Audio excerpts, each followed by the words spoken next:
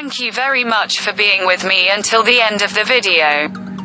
If you have any comments, I will read and answer as much as I can. Like and give me energy.